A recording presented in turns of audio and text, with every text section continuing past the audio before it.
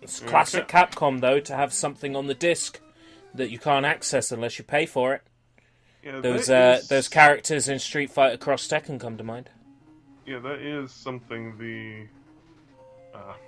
the whole PS3 era Capcom was really notorious for. Bad DLC practices. Yep. But then they had the gall to issue the comment, oh, those are incomplete versions of the characters. Yeah, so incomplete that you can take them to online right now and play with them. Fucking bullshit.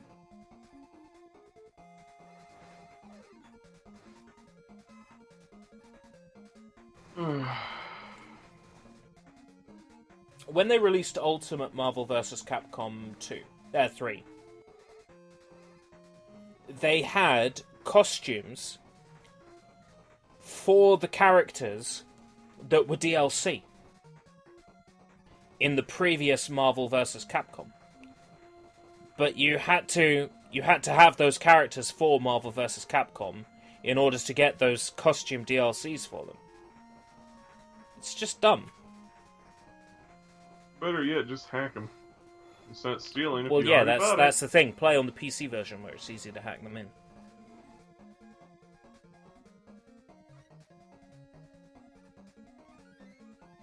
It just annoys me. DLC practices in general.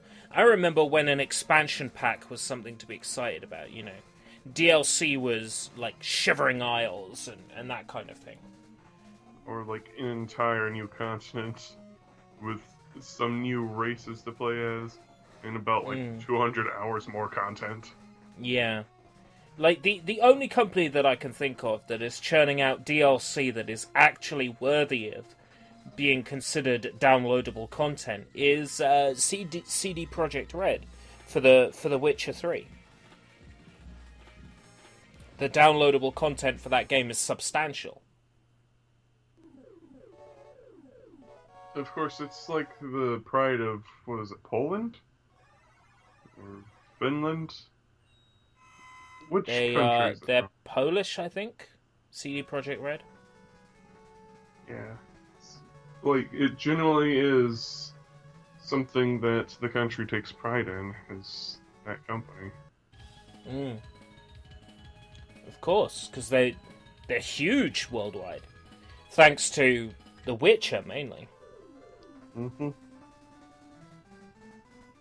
I'm looking forward to Cyberpunk 2077. I'm sure that'll be pretty good. I'm not much of an RPG guy, but I think that game will appeal to me on account of its setting. I like Cyberpunk. You're not an RPG guy? No, I'm not. We can't be friends anymore. Especially not Western RPG. No, I'm pretty much not. I like games that are like action and fast-paced platformers and shooters. Like this exciting platforming action shooting madness. Yeah, run and jump. It's pretty good. Yeah. I'm not very good at them, but I like them. It's another thing that Wily Wars is really weird on. It has original resolution Proto Man here, but has Fat Mega Man for the Wily Wars. Yeah. And so Proto Man's like a tiny dwarf. But my excuse, they're the Game Gear team. They don't know what they're doing. What? That top spin is absolutely useless. Why do you insist on using it? Because you actually can use it pretty well if you know how to. But I don't know how to.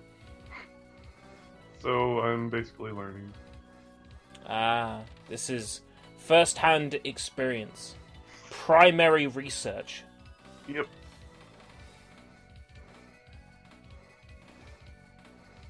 Are those grenades? Are those grenades with feet? Yes. Okay. I now know. Something enjoyable I find in video games is always learning how to use the useless things. That reminds me of the disco ball in the Ratchet and Clank titles. The Groovatron or whatever it's called. I haven't played any of the ones that have the disco ball. That disco ball is absolutely useless, but I still leveled it up anyway. It just makes enemies dance. Sounds good to me.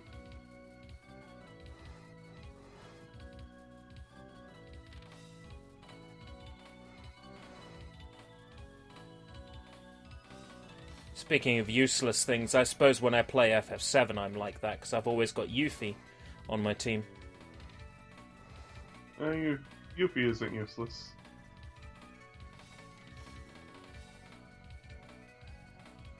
I'm glad you think that, because a lot of people would be like, Cloud, Tifa, Barret, and that's it. Yeah, but a lot of people are losers. I go to the effort of getting Yuffie, and I go to the effort of getting Yuffie way, way early. Because I gotta give her those tranquilizers on the boat. You gotta make her love you. Yeah, absolutely. Because that scene on the I guess it's a monorail. That's what I'm gonna call it. That scene is so cute that it's worth going for it. It's way better than the awkward silence when you're on it with Barret. But the battle value thing, it really doesn't matter? It doesn't matter. It exists, the game is counting it up, but it isn't used. So weird. Even if you are in an instance where your points are the same for two characters, like say Tifa and Aerith have the same point value, it will automatically pick Aerith. So the battle value is absolutely worthless in Final Fantasy VII. It's there, it's counting up, you can modify the value with a hex editor, you can edit it in a save file. It's still useless. It's a shame. I know, it's weird, but it's just one of the many things that are broken in the original FF7. I've explained many things that are broken in that game. Magic defense is another one.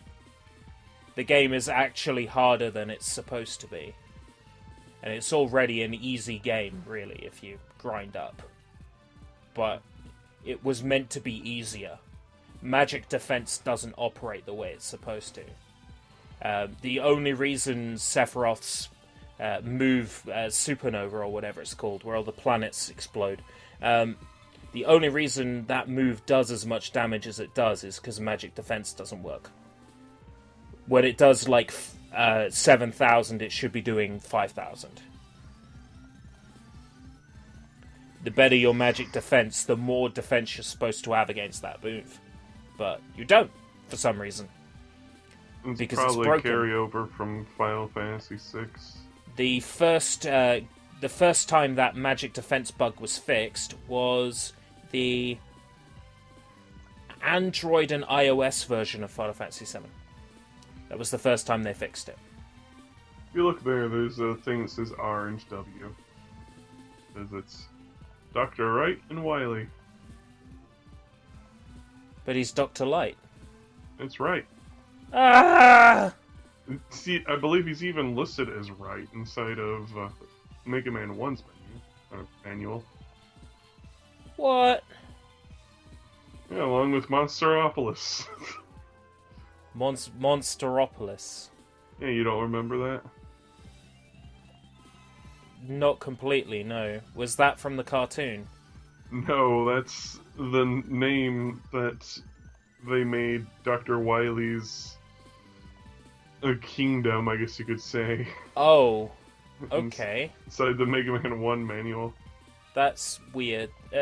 I prefer Eggman Land. I think that has more of a ring to it.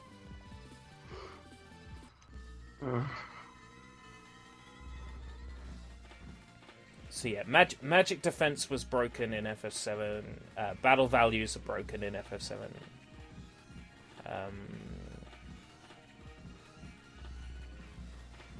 Trying to think what else.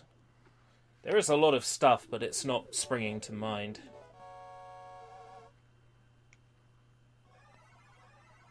How I guess about there's the using whole... Quattro Magic, MP, Oh yeah, HP Absorb, Knights of the Round. yeah, completely crashes the game. There's the damage overflow and damage underflow.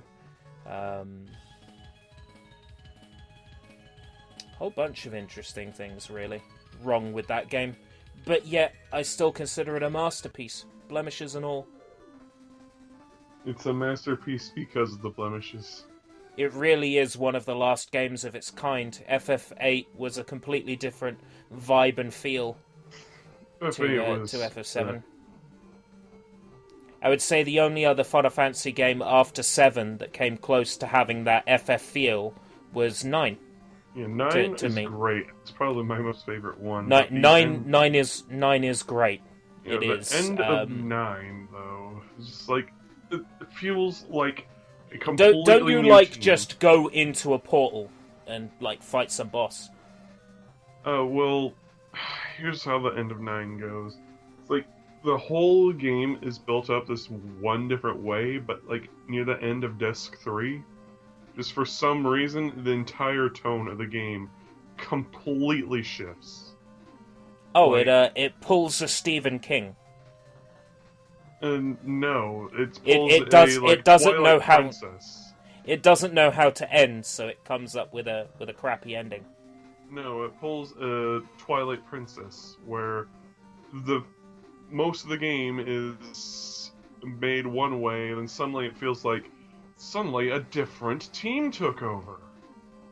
I mean, even the end Maybe of it the was game just out of an urge to rush to finish the game. They sort of took a different approach with it, because I definitely feel like that ending to FF9 was rushed. Because from what I remember, you literally go into a portal, go through some weird, fucked up looking place, and then fight the final boss. From what I remember, from watching it being played. And it just felt like, the whole idea of flying and going into a portal was just, like, so different to the rest of FF9. Well, FF9 is building up to a certain point where you go to what is apparently Zidane's actual home world or something like that. Yeah. And that's basically the point the entire tone of the game shifts. Because instead of Zidane being like the pillar of the team, where he's trying to help everyone overcome their problems, like even with Vivi, where he's telling him, "Oh, just because you're a mass-produced guy doesn't mean that you should don't be..." have soul, you don't have character, yeah. Yeah, and it's like, life's worth living. And then suddenly he goes there, and then out of nowhere, suddenly he's all emo. And it's like, oh, woe is me. I'm worthless because now I'm not the only monkey man. And I'm just like, where the heck is this coming from? From somebody who was, like, the exact opposite. Who was like, doesn't matter who you are, on the inside you're special. And then he's like, oh, I'm the same as everyone else. I don't know, it's just... really... It's really bad, and then... Not only that, though, but the entire ending of the game is also incredibly unbalanced. Like, all the enemies are just insanely powerful for no real discernible reason other than, I guess they ran out of time to balance it. Yeah, I guess just to make you grind. They probably figured that if you're playing an RPG, you're gonna grind anyway. Well, you still grind throughout the game anyways. I mean, does it mean that I wasn't exactly having the easiest time, but I wasn't having this super hard time, but that was with me enjoying going around trying to collect moves for Quina and going after all the Quina, the chef. I remember Quina. Yeah, Quina, the best character ever. I did like the eat function. But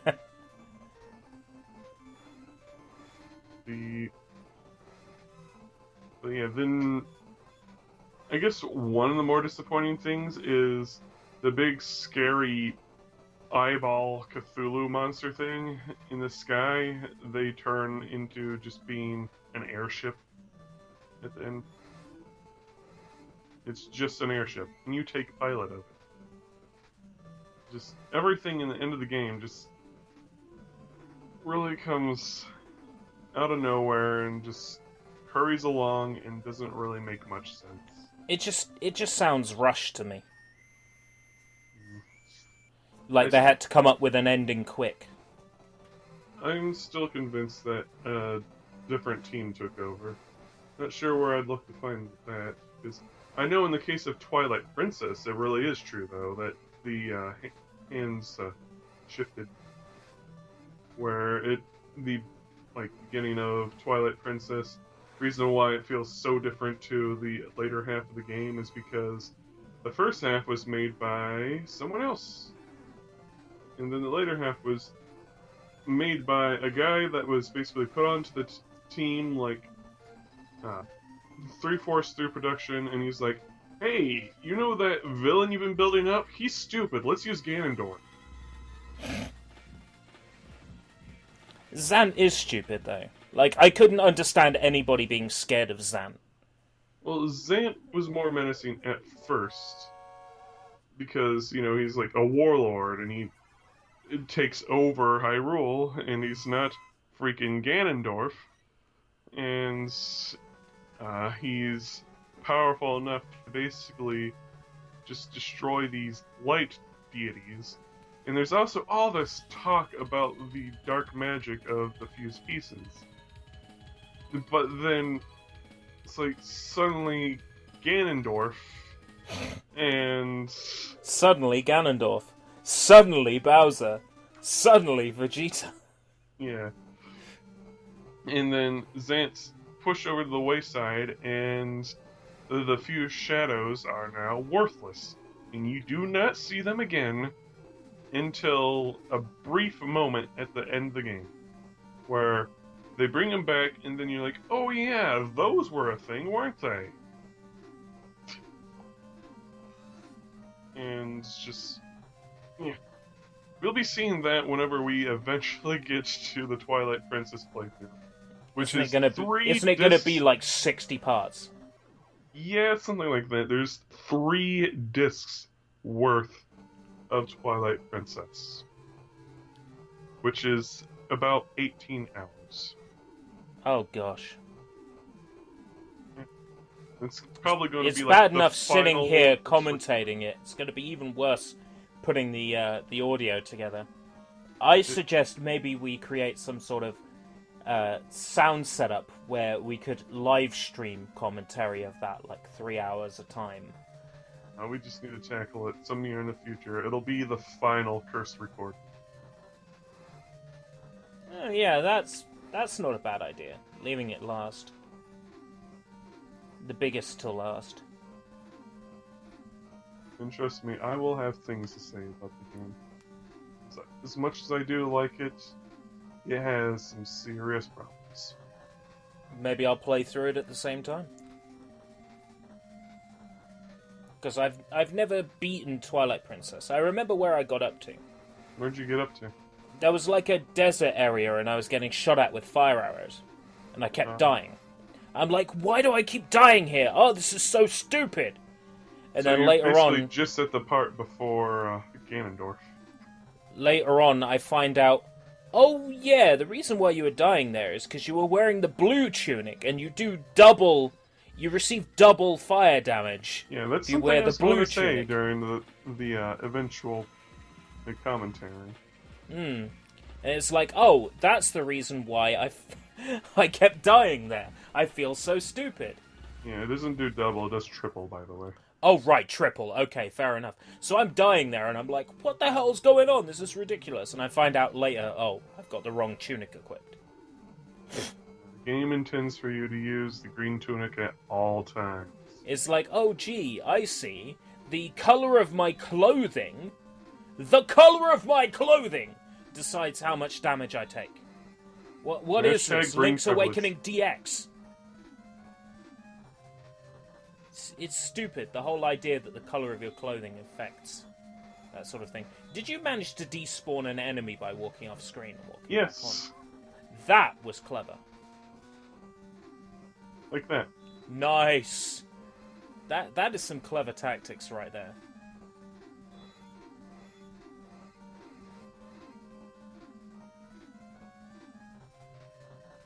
You're doing it again.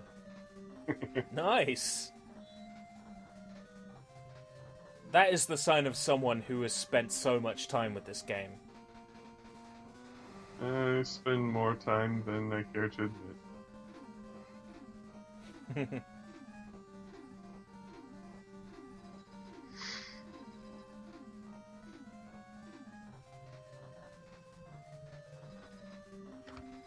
Snickman versus Special. Special.